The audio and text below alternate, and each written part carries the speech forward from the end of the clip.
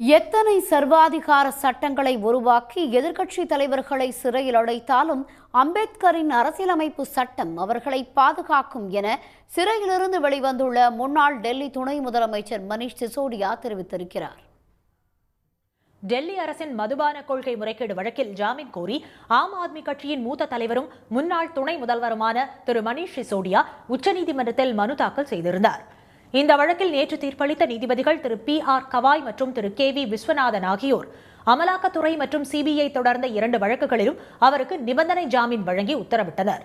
இதைத் தொடர்ந்து டெல்லி திஹார் சிறையில் 17 மாதங்களாக அடைக்கப்பட்டிருந்த திரு மனீஷ் சிசோடியா நேற்று மாலை சிறையில் இருந்து வெளியே வந்தார். அப்போது மழையில் நனைந்தபடி அங்கு காத்திருந்த ஆம் ஆத்மி கட்சி நிர்வாகிகளை பார்த்து கைகளை உயர்த்தி தமது மகிழ்ச்சியை அவர் பகிர்ந்து கொண்டார். ஆம் ஆத்மி கட்சியினர் மலர்களை தூவி வாழ்த்து கோஷங்களை எழுப்பி அவரை உற்சாகமாக வரவேற்றனர்.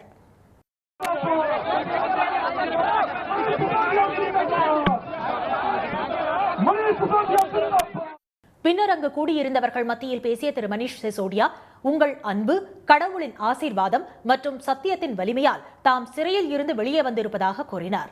எத்தனை சர்வாதிகார சட்டங்களை உருவாக்கி எதிர்க்கட்சி தலைவர்களை சிறையில் அடைத்தாலும் அம்பேத்கரின் அரசியலமைப்பு சட்டம் அவர்களை பாதுகாக்கும் என்றும் அவர் தெரிவித்தார்.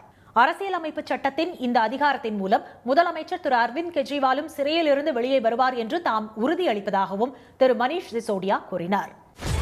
சன் நியூஸ் வாட்ஸ்அப் சேனலை ஃபாலோ செய்யுங்கள்.